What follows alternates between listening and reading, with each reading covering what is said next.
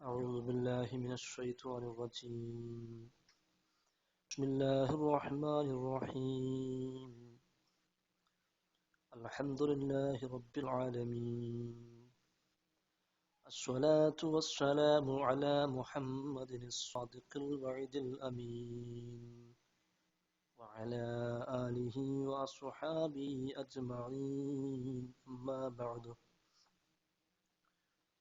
SKSSF media WhatsApp ഗ്രൂപ്പിൻ്റെ കീഴിലായി നടത്തപ്പെടുന്ന ഖുർആൻ തഫ്സീർ ക്ലാസിൻ്റെ എപ്പിസോഡുകൾ അൽഹംദുലില്ലാഹ് സ്തുത്യർഹമായ നിലയിൽ മുന്നോട്ട് പോയിക്കൊണ്ടിരിക്കുകയാണ്. അൽഹംദുലില്ലാഹി റബ്ബിൽ ആലമീൻ എന്നതിനെക്കുറിച്ച് തന്നെയാണ് ചർച്ചകൾ ഇതുവരെയും മുന്നോട്ട് പോയത്.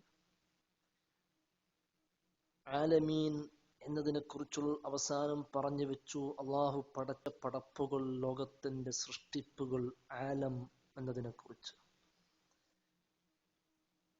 എന്നാൽ എന്താണ് ഈ ആലം എന്നത്, ഏതിൽ നിന്നാണ് പിടിച്ചത്, ഏതാണ് അതിൻ്റെ അസ്ലിയായ കലിമത്ത് എന്നതൊന്ന് നാം നോക്കാം.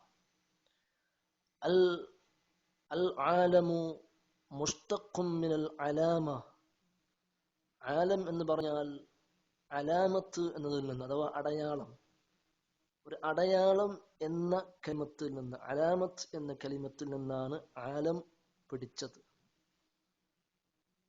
لأنه علم دال على وجود خالقه وصانعه وحدانيته. അതൊരു ആലം എന്ന് പറഞ്ഞാൽ അതൊരു അലമാണ്, ഒരു അടയാളമാണ്. എങ്ങനെയുള്ള അടയാളമാണ്? ദാലുൻ അലാ വുജൂദി ഖാലിഖിഹി. ഇതിന്റെയൊക്കെ ഒരു സൃഷ്ടിച്ച ഒരാൾ ഉണ്ട് എന്നറിയിക്കുന്ന ഒരു അടയാളമാണ്. ഈ കാണുന്ന സകല ലോകത്തുള്ള സകല വസ്തു ചരാചരങ്ങളെയും അതിന്റെ ഒരു നിർമ്മാതാവ് ഉണ്ട്. വഹദാനിയതിഹി, ആ നിർമ്മാതാവ് ഏകനാണ്, ഏകത്വമാണ് എന്നറിയിക്കുന്ന ഒരു അടയാളമാണ്, അലാമത്താണ് ഈ ആലം എന്ന് പറഞ്ഞാൽ. അപ്പോൾ ലോകം, അങ്ങനെയാണ് ഈ അറബിയിൽ ഈ ഒരു ആലം എന്നൊരു ക്രിയ വെച്ചത്. ഇതിന് പിന്നിൽ ഒരാളുണ്ട് എന്ന് സൃഷ്ടികൾക്ക് ചിന്തിക്കാൻ വേണ്ടിയാണ്. ഒരു കവി പാടിയതുപോലെ, ഫയാ അജബൻ കൈഫ യുസൽ ലിലാഹി അം കൈഫ യജ്ഹദുൽ ജാഹിലീൻ. എന്താണ് അദ്ദേഹം പറയുന്നത്? മനുഷ്യനെ കുറിച്ച് ചോദിക്കുകയാണ്. എന്തൊരു അത്ഭുതമാണ് മനുഷ്യന്റെ കഥ.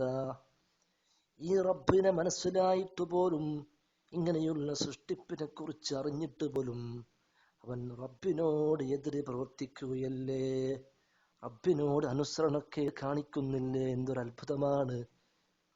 എന്നിട്ട് ചോദിക്കുന്നു, അം കൈഫ യജ്ഹദുൽ ജാഹിദീൻ. നന്ദികേട് കാണിക്കുന്നവനെ, നിന്റെ നന്ദികേട് എത്ര വലിയ, എങ്ങനെയാണ് നിനക്ക് നന്ദികേട് കാണിക്കാൻ നിന്റെ മനസ്സ് സമ്മതിക്കുന്നത് ഈ റബ്ബിനോട്? അദ്ദേഹം ചോദിക്കുകയാണ്. അപ്പോ ഇനി നമ്മൾ പറയാൻ പോകുന്ന വിഷയം, അവിടെ ആ ചാപ്റ്റർ ക്ലോസ് ചെയ്യുകയാണ്.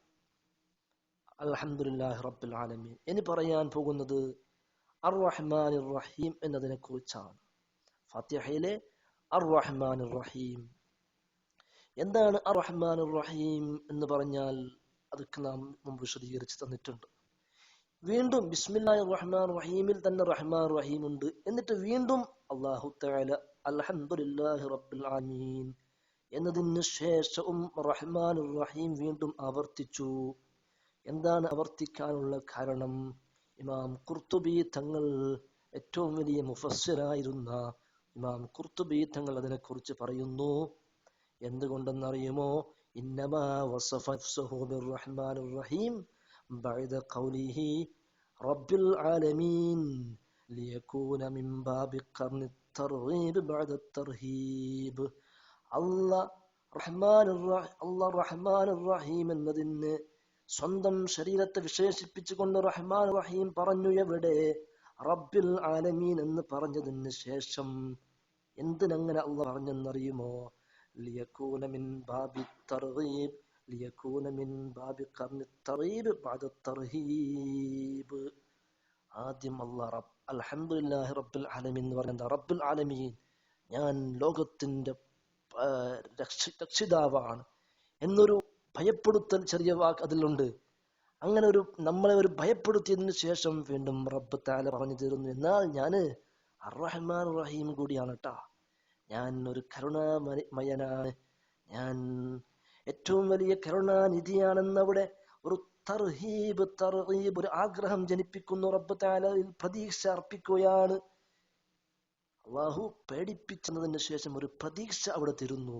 അതാണ് റബ്ബുൽ ആലമീന് ശേഷം റഹ്മാനുർ റഹീം എന്ന് പറയാനുള്ള കാരണം എന്ന് ഇമാം ഖുർത്തുബി തങ്ങൾ വിശദീകരിക്കുന്നുണ്ട്. അള്ളാഹു മനസ്സിലാക്കാനുള്ള തൗഫീഖ് ചെയ്യട്ടെ. വആഖിറു ദഅവാന അൽഹംദുലില്ലാഹി റബ്ബിൽ ആലമീൻ. അസ്സലാമു അലൈക്കും വറഹ്മത്തുള്ളാഹി വബറകാതുഹു.